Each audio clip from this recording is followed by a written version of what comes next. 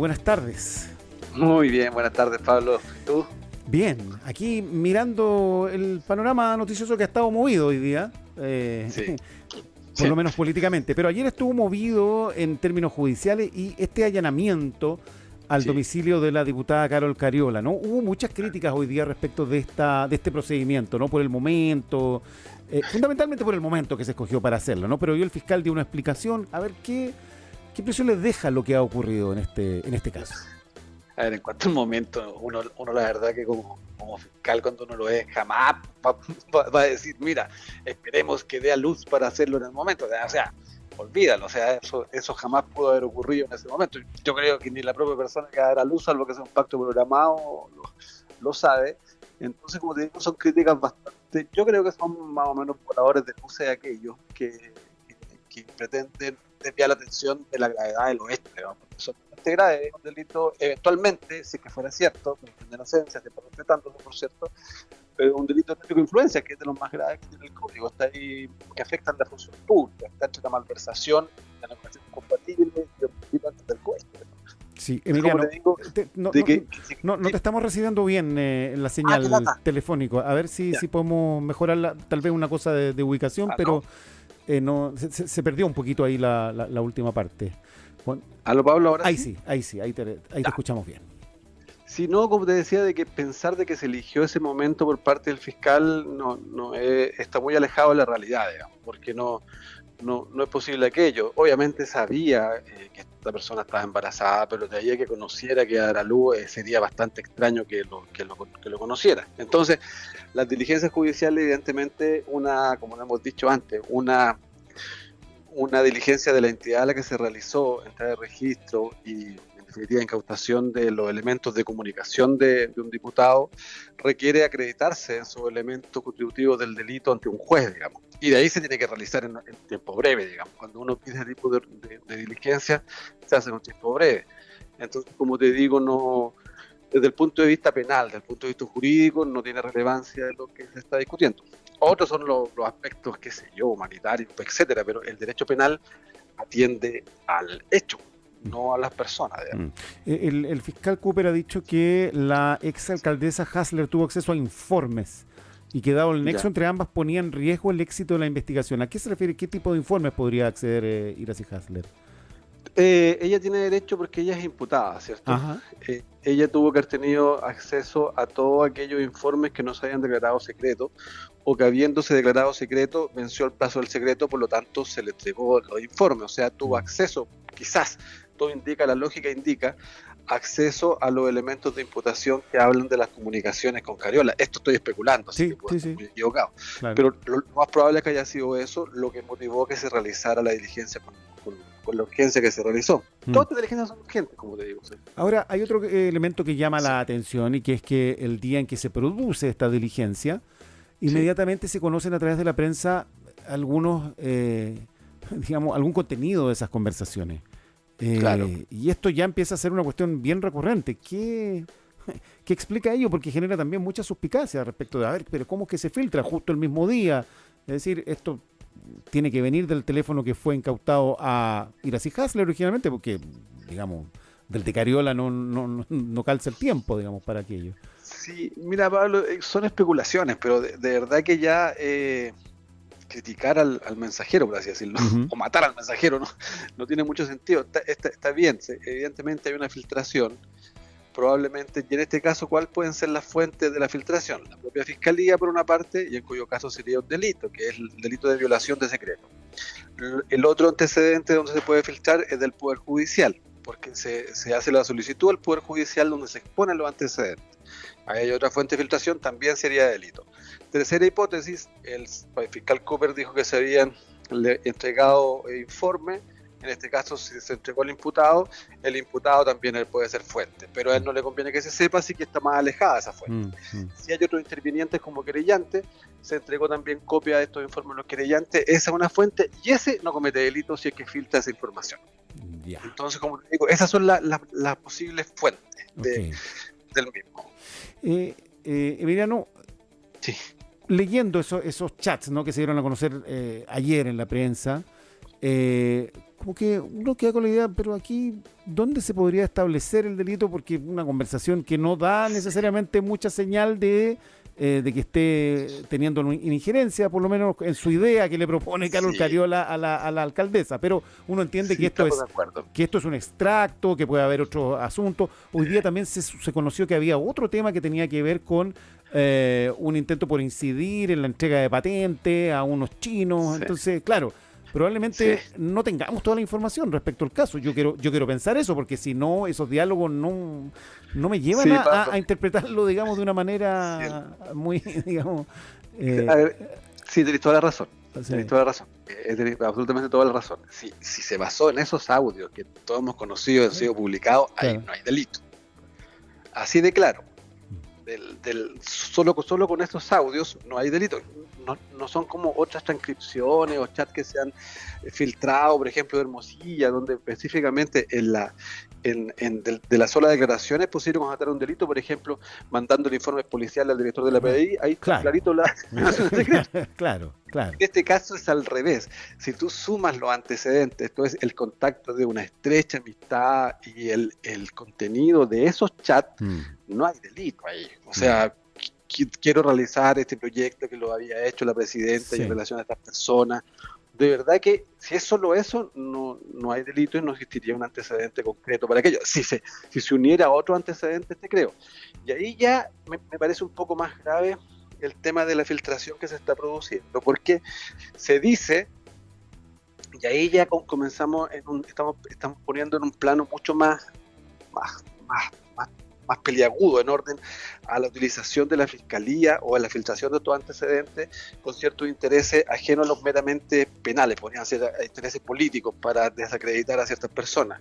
Cuando se habla de la otra hipótesis que sí es delito claramente, que es el tema del tráfico de influencias, de que que le habría solicitado una patente de alcoholes, imagínate lo que debe costar conseguirse una patente de alcohol en Santiago, o sea, y cuánto vale una patente de alcohol en Santiago. Entonces, estamos hablando de que si aquello se produjo, eso podría ser claramente indicio de un delito que habría facultado para hacer las diligencias, pero eso sí que no está en ninguna parte, como te digo, de lo que hemos sabido hasta ahora. Exactamente. Es para estar atento y seguir claramente aquello, porque como te digo, comparto contigo de que los otros antecedentes nos dan cuenta de un delito. Ya, ok.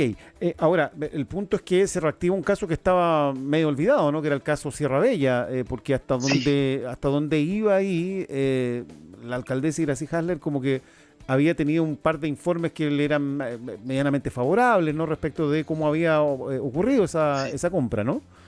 Sí, mira, Pablo, eso es bien interesante y esos son desafíos que enfrenta la Fiscalía. Cuando tú investigas ciertos delitos como estos, de corrupción asociado a ciertas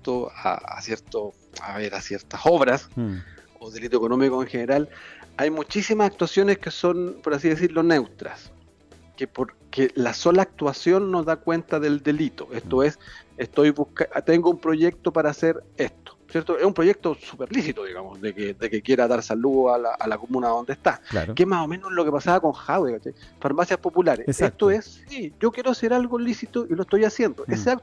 Me persiguen por ayudar a las personas.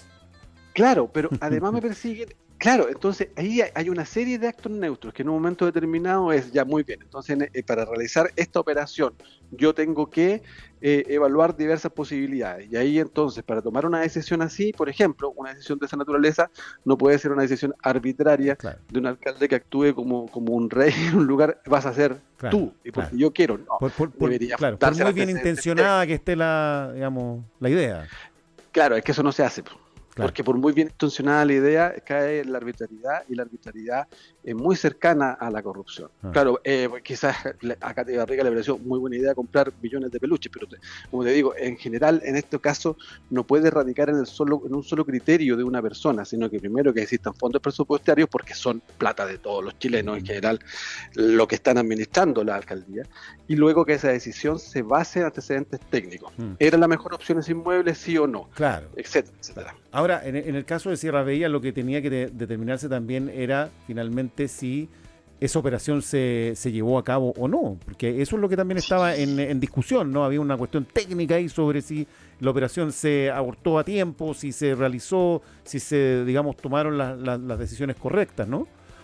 Exactamente. O no. Y ahí tenemos varios, sí, pues, ahí tenemos varios delitos, porque se complica, porque hay delitos que solo una vez que se consuman o que avanzan, se configura el delito, no hay etapas de imperfecta ejecución, digamos. Entonces, por ejemplo, si es un delito que requiere perjuicio, como podría ser el caso del fraude al fisco, por ejemplo, una cosa así. Entonces, ese sería un elemento relevante para determinar la existencia o no de los antecedentes constitutivos de delito. Como te digo, al resto de las cosas que se han conocido en la prensa de que esta persona borró chat y eso no tiene ninguna relevancia penal, ¿ya? Como lo hayan encontrado, si borró o no borró, porque el imputado tiene derecho a guardar silencio. Así que relevancia penal no tiene absolutamente ninguna. Que borró, entonces no actúa conforme a la investigación, las pinzas, si el imputado no tiene esa obligación, no pesa sobre él, no puede ser interpretado en su contra. Y lo otro a continuación, una vez que se descubren, claro, hay que ver el mérito de los mismos y el mérito de lo que fue la compra de ese inmueble, si es que se actuó arbitrariamente o si se actuó favoreciendo a uno en desmedro de otro, etcétera. Emiliano Arias, lo que estamos hablando es importante porque involucra a personajes políticos. Estamos en un año electoral y vienen varios casos que van a tener que sumar decisiones, eventualmente, digamos, imputaciones, formalizaciones, en fin, que están pendientes, ¿no? Va a ser un año intenso en materia judicial asociado a personajes que están involucrados en el mundo de la película. Hay diputados desaforados, hay exalcaldes, exalcaldesas que están siendo investigados. Entonces, esto va a estar bien contaminado por la discusión política, ¿no? Tal como ocurre con este caso que estamos comentando. Sí, claro, mira, fíjate que sí, pero bueno, como que en este país vivimos en elecciones, así que últimamente, entonces, claro, una decisión se está persiguiendo un sector y no otro. Si te fijas, lo que podemos ver acá es que se está persiguiendo a diputados, por ejemplo, de diversos sectores políticos, ¿ya? Lo que llama la atención, o sea, no sé, la coincidencia que llama la atención de que los desaforados investigados actuales están asociados a casos de corrupción, sí, por cierto, sí, eso es como bien típico en el caso de los políticos, ¿cierto? Porque son delitos asociados a ellos porque son funcionarios públicos. Pero además, fíjate que hay hartos casos de delitos sexuales donde están involucrados ciertas autoridades. Ahí hay algo, no sé, un sociólogo lo podrá interpretar de alguna manera, pero hay diputados en prisión preventiva por ese tipo de casos. Ahora, lo que hemos dicho muchas veces, uno espera que la Fiscalía le dé no rapidez, la debida urgencia a este tipo de investigación. Porque de lo contrario las investigaciones se van diluyendo y al final nadie se acuerda qué pasó. Imagínate el caso Sokimich, que partió el 2016, ya, todavía está en juicio. ¿Quién se acuerda del 2016? Entonces, de verdad que eso va delegitimando mucho la labor de la justicia en momentos en que se requiere que la justicia se legitime, digamos. Bueno, uno de esos casos solo está afectando a políticos, sino que a muchas autoridades judiciales también. Uno de esos casos es el caso Monsalve, porque, claro, ahora volvió la actividad legislativa, está el tema de la comisión investigadora, que está como preocupada de si Crispi dijo no, que lo que dijo sí podía decirlo, que la declaración del presidente no es completa como quería la comisión, pero todo eso parece de menor relevancia a la espera de lo que se determine en la investigación penal, y eso es lo que se ha demorado y como que pareciera que, bueno, no avanzara, pero yo me imagino que eso, claro, la urgencia, digamos, de la connotación política que ello conlleva, supone, digamos, que la ciudadanía tenga alguna información pronto, ¿no? ¿Cómo? Mira, fíjate que sí, Pablo, tenés toda la razón. Mira, ¿qué es lo que pasa? Esto no es por la lectura que decía Jorge Abot, el fiscal nacional anterior, de tal que cual. Hay que preocuparse porque se alteran los quórum. No, ya se alteraron derechamente, digamos, ¿no? Con los desaforados no hay cómo. Los fiscales nada les deben importar los quórum si cometen delitos. Lo que sí estamos obligados a juzgar a las personas en plazos razonables, ¿ya?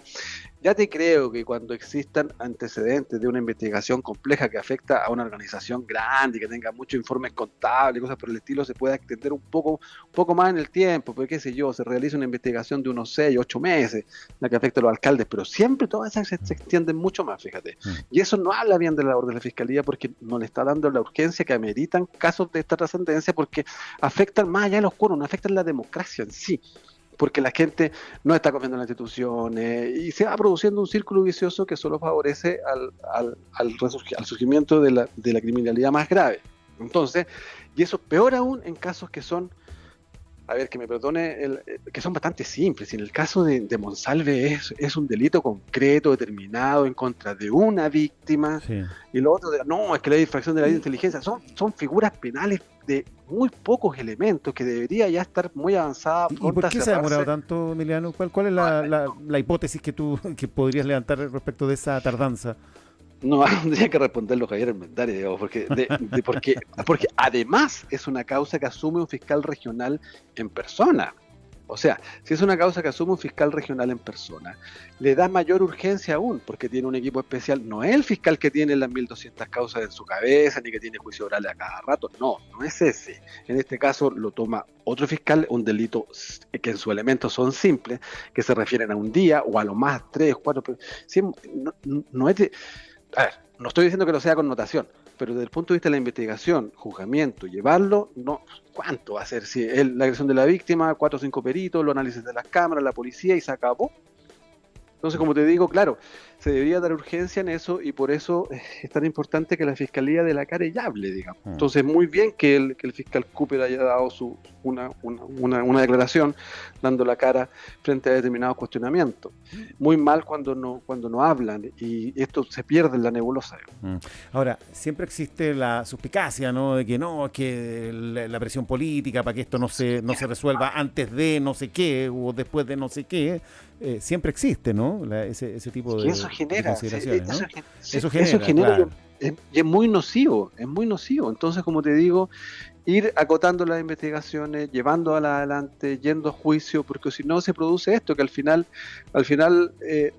se produce esta desconfianza, porque no estamos en cualquier momento en Chile, estamos en un momento con muchas personas cuestionadas, estamos en un momento que, bueno, qué decir los jefes policiales, los últimos jefes policiales, los generales del ejército, fiscales regionales, ministros de la Corte Suprema, ministros de la Corte de Apelaciones, diputados que son de autoridades de elección popular, alcaldes. Entonces, claro, estamos en una etapa bastante compleja en que las autoridades, quienes ejercen una función pública, tienen que mirar más allá, y la función final es cooperar a la estabilidad del país y el Estado de Derecho, digamos. Ahora, Emiliano, igual, ahora que mencionas, ¿no? Las autoridades policiales y otros, sí. Recuerdo cuando el general Yáñez estaba imputado y tenía que ser formalizado y se aproximaba la fecha y se iba a aplicar el criterio de Toá y se estimó que no era conveniente porque, no recuerdo bien, pero me parece que fueron asesinados los carabineros en el sur. El caso dramático del sur, sí. Y ahí se tomó una decisión de hacer una postergación de un procedimiento que tenía que ver con una imputación, que es una imputación importante, seria, a un digamos, alto mando de Carabineros. ¿Por qué ahí sí opera un criterio de postergación y no opera, por ejemplo, en el allanamiento a Carol Cariola? No, fíjate que ahí no había ninguna urgencia, digamos. Ese es el tema. Sí, el tema, o sea, ahí hubo, digamos, un criterio político. Sí. Digamos.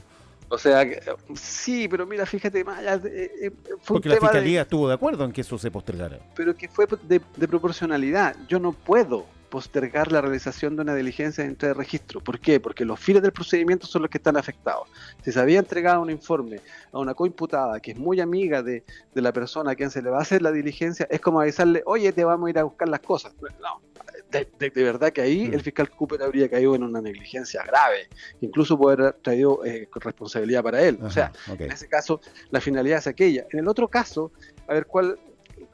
Más encima el desarrollo de los acontecimientos posteriores le dio la razón al buen juicio que hubo en aquel momento, porque fue, recordemos, era el asesinato cuando quemaron a los carabineros, o sea, fueron carabineros ajusticiados y quemados, o sea, un caso de que no es común ocurrencia ni en el mundo, ni por parte de los peores carteles, porque ni siquiera en México, en los peores carteles, es común un hecho como ese.